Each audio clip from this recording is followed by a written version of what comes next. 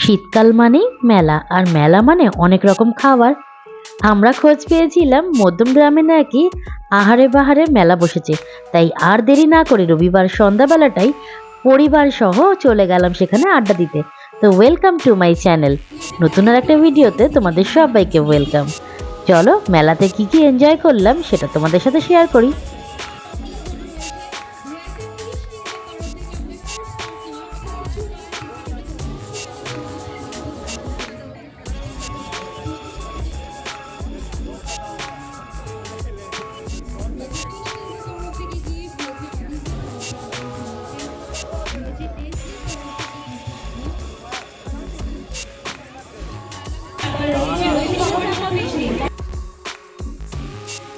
প্রথমেই চোখ পড়ল রসগোল্লা চায়ের দিকে, একটু ইউনিক। ভাবলাম অনেক কিছুই হয়তো অন্যরকম হবে।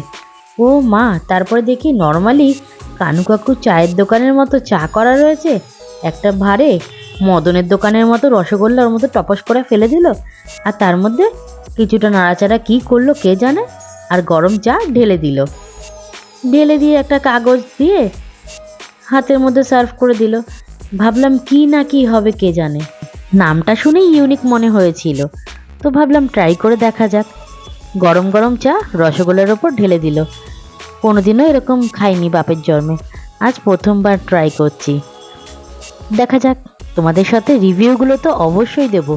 ভিডিও শেষে তোমরা অনেস্ট রিভিউ এখান থেকে পাবে যে আমার কিরকম লাগলো এই মধ্যমগ্রামে স্টার মলে আহারে বাহারে মেলাতে এসে।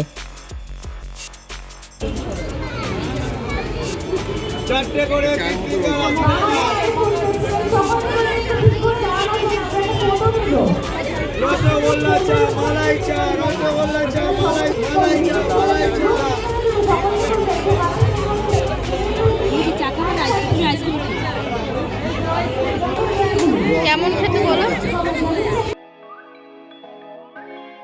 চা তো চায়ের মতোই, নিচে রসগোল্লা রয়েছে আর কিছু। এটা ইয়ে করছি, এটা কি চিকেন?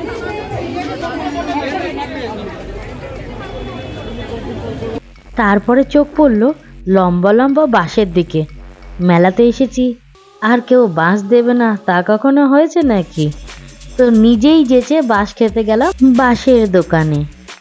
মজা করছিলাম তোমাদের সাথে। এখানে দেখলাম বাম্বু বিরিয়ানি বিক্রি হচ্ছে, আর তার সাথে অনেক রকমের ভেটকি মাছের ফ্রাই, ফিশ ফ্রাই, অনেক কিছু ছিল। প্রথমে ফিশ কবিরাজিটা নিলাম। ফিশ কবিরাজি আমার কর্তার আর আমার বরাবরই একটা পছন্দের তালিকার মধ্যে থাকে। তবে এখানে ফিশ কবিরাজিটা অনেকটাই ইউনিক, মানে একদমই বাসি ছিল। তো যাই হোক, পয়সা দিয়ে কেনা তো, কবিরাজি না খেতে পারলেও কবিরাজি ছানাপোনাগুলোকে খেয়ে নিচ্ছিলাম, যেগুলো ডিম দিয়ে আর কি ভুজিয়া ভুজিয়া টাইপের করে না কি করে জানি না। চারিদিকে যতটা তাকিয়ে ভেবেছিলাম ভিড়ভাট্টা হবে, ততটা ভিড়ভাট্টা ছিল না। তবে যেটুখানি ছিল মোটামুটি মেলাটা এনজয় করার মতো ছিল। তবে জিনিসগুলোর দাম নিচ্ছে সেই অনুযায়ী যদি একটু খাবার দাবার ওরা প্রোভাইড করতো তাহলে হয়তো এতটা খারাপ লাগতো না। তো কবিরাজি শেষের দিকে যখন চলে এসেছে, কবিরাজিটা মেন পার্ট কর্তার হাতেই তুলে দিয়েছি। অনেক দিনের বাসি।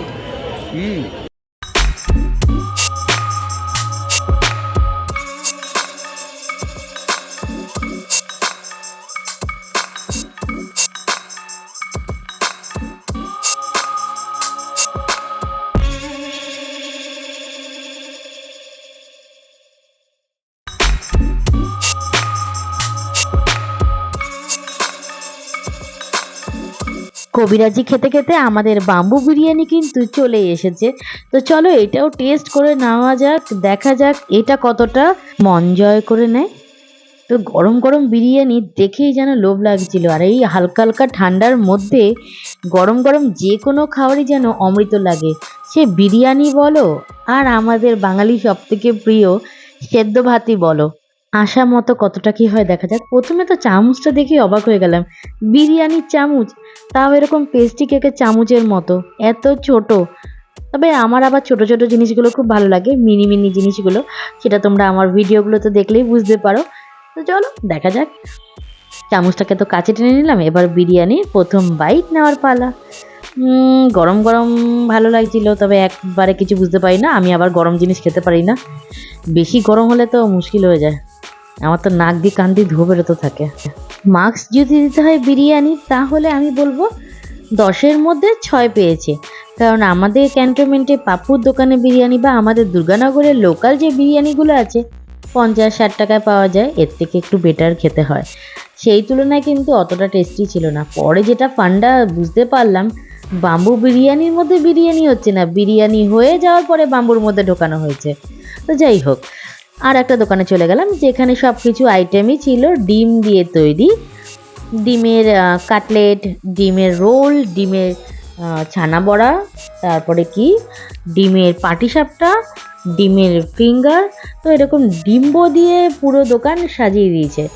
তো একটু নতুনত্ব, আর সব থেকে বেশি ভালো লাগছিলো এই পপ আপটা দেখতে, যেটা এগ পপ আপ, তো দেখেই মনটা ভালো লাগছিল।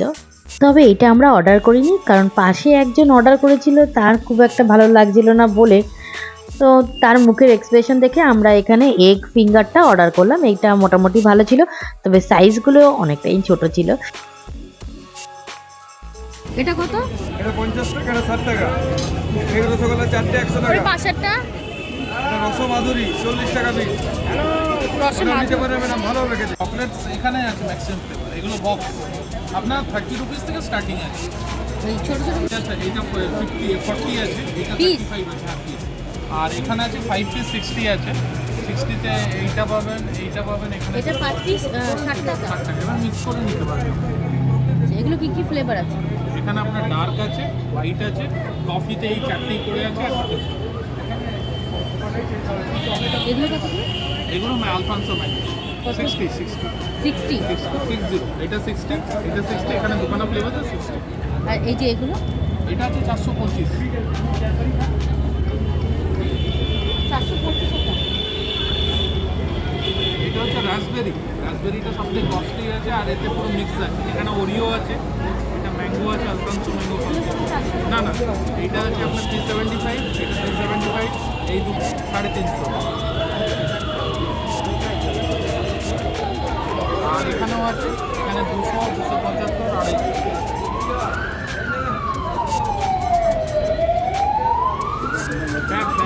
শীতকালের মেলাগুলোতে আর একটা জিনিস কিন্তু খুব আকর্ষণীয় থাকে, সেটা হচ্ছে এই পিঠে পাটিসাপটা বা এই পায়েস টায়েসের যে স্টলটা থাকে, এইখানে আমি যাবই যাব, এখানেও তাই গেলাম, বাদ দিইনি। এখানে আমরা ভাপা পিঠে অর্ডার করেছি, তবে ভাপা পিঠের সাথে সাথে আর একটা জিনিস খুব চোখে পড়লো, সেটা হলো এরা যে চালের গুঁড়োটাকে গুঁড়ো করছে, তারা ঢেকি সঙ্গে করে নিয়েই সব জায়গায় ঘুরে বেড়ায়, তো এইটা খুব দেখে আকর্ষণীয় লেগেছিল। ঢেকিতে চাল ভাঙা হয় এটা শুনেছি, কিন্তু কোনোদিনও চোখের সামনে এরকমভাবে চাল গুঁড়ো হতে দেখিনি, তো এটা আমার খুব পছন্দ হয়েছে, এটা খুব ভালো লাগলো। ভাপা পিঠেটা আমার খুব ভালো লেগেছে। ওই একই বক্তব্য, দামগুলো অনেকটাই বেশি, নর্মালি মেলাতে যেগুলো 5 টাকায় 10 টাকায় পাই, সেটা এখানে 30 টাকা ছিল। তো সবসময় টাকার দিকে তাকালে হবে না, একটু মনের দিকেও তাকাতে হবে। পিঠে বলে কথা, যেটা একদমই স্কিপ করতে পারি না।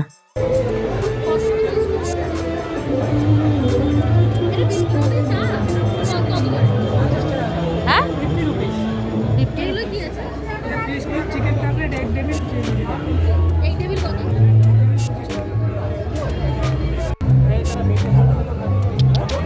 এক রসগোল্লা। দাদা একটা বানাও, একটা বানাও, একটা বানিয়ে দাও।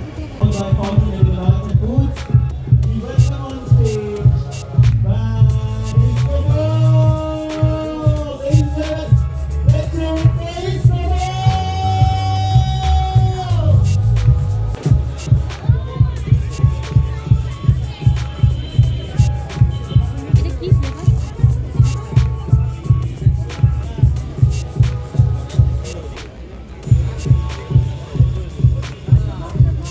আইসক্রিম তো আইসক্রিম, এতক্ষণ গরম খাওয়ার পরে এখন ঠান্ডা হয়েছে।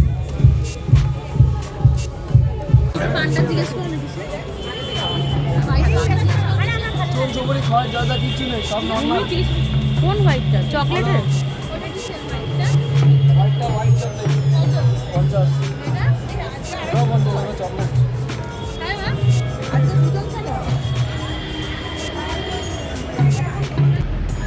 খাওয়া দাওয়ার পর্ব একদম শেষ হয়ে গেছে, পেট আমার পুরো একদম ভরপুর। এখন আমরা বাড়িতে যাচ্ছি, চলো দেখা হবে নেক্সট ভিডিওতে। Tata, bye bye, good night. সব শেষে বাড়িতে ফিরেছি। আজকে সারাদিন তো যেমন তেমন কাটলো। আজকে রাত্রিবেলা প্ল্যান করা হয়েছিল যে আমরা ওখানে যাব। আহারে বাহারে মেলাতে আজকে গেলাম। ওভারঅল এক্সপিরিয়েন্সটা আমার সত্যি খুব খারাপ ছিল।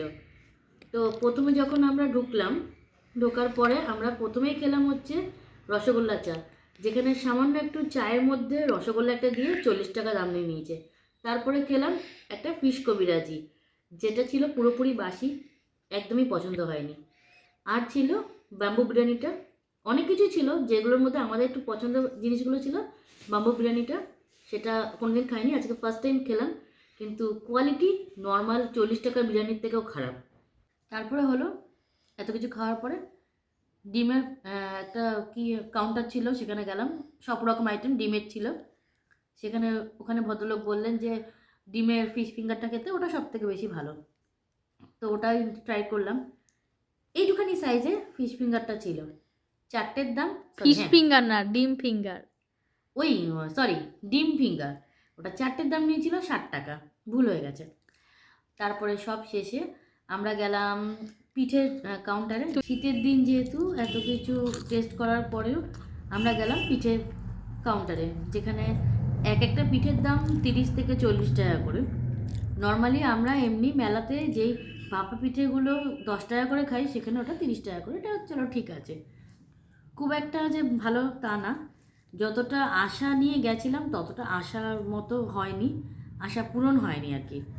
তো ওভারঅল মোটামুটি ছিল আর কি আজকের দিনটাতে।